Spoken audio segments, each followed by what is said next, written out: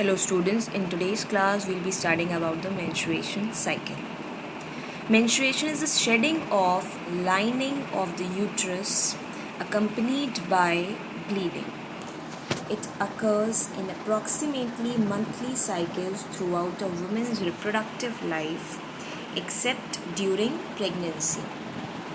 Menstruation starts during puberty and the starting of menstruation is known as menarche and stops permanently at the menopause. The stop of the menstruation cycle is known as menopause, which occurs by the age of 45 to 50 years. Menstruation cycles ranges from about 25 to 36 days. Menstruation bleeding lasts 3 to 7 days, an average time period of around 5 days. The blood loss during a cycle usually ranges from half to 2.5 ounces. The menstrual cycle is regulated by hormones, luteinizing hormone and follicle stimulating hormone, which are produced by the pituitary gland that promotes ovulation and stimulates the ovaries to produce estrogen and progesterone. The signs of menstruation cycle. What are the signs of menstruation? Signs are fluid retention, cramping, mood swings, weight gain, breast tenderness, diarrhea, and constipation amongst the women.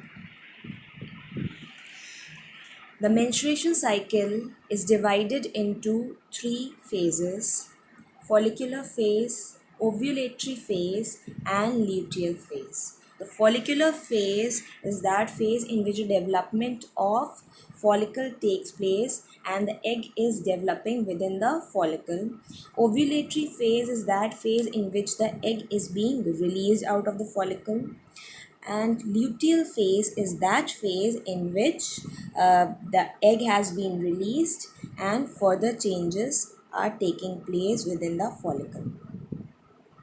Menstruation cycle begins with the menstruation bleeding, which marks the first day of follicular phase. So we'll start with the first phase, the follicular phase. Follicular phase begins on the first day of the menstrual bleeding. But the main event in this phase is the development of follicle. At the beginning of follicular phase, the lining of uterus is thick and the nutrients designed are to nourish the embryo. About this time, the pituitary gland slightly increases its production of follicle stimulating hormone.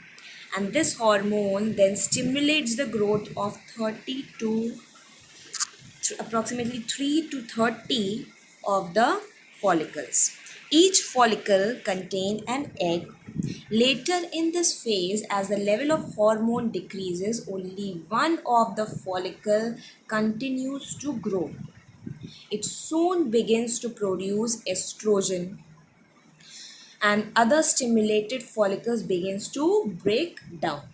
Now this increased estrogen begins to prepare the uterus and stimulate the luteinizing hormone surge. It increases the luteinizing hormone. The follicular phase lasts for about 13 to 14 days. Of the three phases, this is the most lengthiest one. It varies mostly in the length. It tends to become shorter near the menopause. This phase ends when the level of luteinizing hormone increases dramatically, which is known as the luteinizing hormone surge, which is responsible for the ovulation or the release of ovum. And this leads to the beginning of next phase.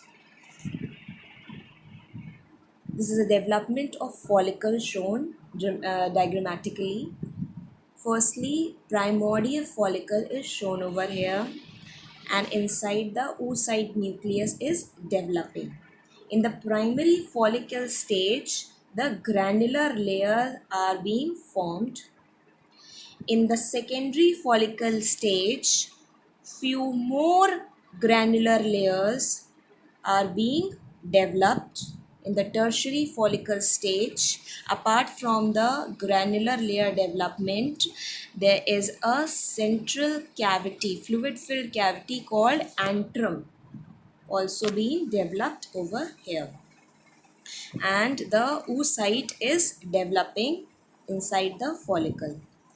And at fifth stage, you can see the Graafian follicle has been formed, and the Graafian follicle means the completely matured follicle in which the oocyte is now completely developed, and this Graafian follicle now bursts open to release the oocyte. And once this ovum is being released, the remnants of this follicle result into the formation of corpus luteum. Now we move on to the ovulatory phase. Ovulatory phase begins when the level of luteinizing hormone surges, when the level of luteinizing hormone increases. Luteinizing hormone stimulates the dominant follicle to burst from the surface of ovary and finally rupture and release the egg or ovum. The level of follicle stimulating hormone increases to a lesser degree now. The ovulatory phase lasts for about 16 to 32 hours. It ends when the egg is being released, about 10 to 12 hours after the surge in the level of luteinizing hormone. In short, we can say the ovulatory phase starts with the surge in luteinizing hormone, with the luteinizing hormone surge, with the increase in luteinizing hormone. The egg can be fertilized only for up to 12 hours after its release. The surge in luteinizing hormone can be detected by measuring the level of this hormone in urine. This measurement can be used to determine when a woman is fertile. This is the Graafian follicle being shown over here, inside which the oocyte is completely matured, now completely developed. It has developed the corona radiata layer as well as the zona pellucida layer. Now we move on to the third phase, which is the luteal phase. Luteal phase begins after ovulation and it lasts for about 14 days and ends just before the menstrual period. In this phase, the ruptured follicle closes after releasing the egg and forms a structure which is known as corpus luteum. Corpus luteum is slightly yellow in color due to the presence of substance known as lutein. It produces increasing quantities of progesterone. Corpus luteum increases the level of progesterone hormone, and the progesterone produced by corpus luteum does the following. It prepares the uterus in case of embryo getting implanted, causes the endometrium to thicken, filling it with nutrients to nourish the embryo, causes the mucus in the cervix to thicken so that the sperm or bacteria are less likely to enter the uterus, causes the body temperature to increase slightly during the luteal phase and remains elevated until the menstrual period begins. During most of the luteal phase, the estrogen level is high. Estrogen level also stimulates the endometrium to thicken. If the egg is not fertilized, or if the egg does not implant, the corpus luteum degenerates after 14 days and the level of estrogen and progesterone also decreases. But if the egg gets fertilized, then the level of estrogen and progesterone is maintained, and in fact the corpus luteum increases more and more of the progesterone level. This is a role of hormone shown over here we can see that the hypothalamus region is releasing the gonadotrophic releasing hormone, which stimulates the anterior pituitary to release the follicle stimulating hormone and luteinizing hormone. On the left hand side the follicular phase is being shown, on the right hand side the luteal phase is being shown, and in the center is the ovulatory phase. We can see that the follicle stimulating hormone is increased during the follicular phase, while in the ovulatory phase we can see that the luteinizing hormone has increased to the major extent, leading to luteinizing hormone surge, which leads to ovulation. While when the luteal phase begins, the luteinizing hormone level decreases, comes back to normal. Now, the increase in follicle stimulating and luteinizing hormone also stimulates the release of estrogen and progesterone. Now, ovary releases estrogen and progesterone hormone. You can easily see that during the follicular phase, the estrogen level is high as compared to that of progesterone level, and during the luteal phase the progesterone level rises as compared to that of estrogen level, as corpus luteum increases the progesterone level after the ovulation has taken place. These are the events of menstruation cycle in terms of the hormones being released. So this menstruation cycle is divided into three phases: the proliferative phase, the secretory phase, and the menstruation phase.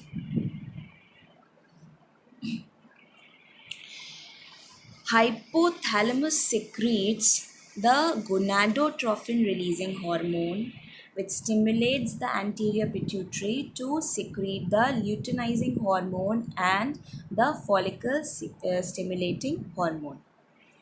The Graafian follicle gets stimulated and the ovaries release estrogen now. The high estrogen level inhibits the follicle stimulating hormone and stimulates the luteinizing hormone. Now, this increase in luteinizing hormone helps in the process of ovulation, and this LH also makes the corpus luteum to secrete progesterone. The increase in progesterone level now inhibits the luteinizing hormone secretion. The decreased luteinizing hormone and FSH levels is being observed now. The corpus luteum atrophies and stop making progesterone now.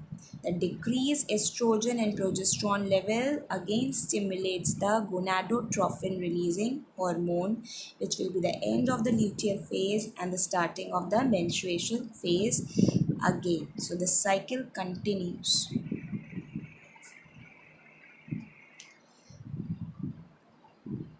The four hormones playing the major role are luteinizing hormone and follicle stimulating hormone released by anterior pituitary, which is being released due to the secretion of gonadotropin releasing hormone, which is released by the hypothalamus region, and the ovarian hormones like estrogen and progesterone are also playing the major role.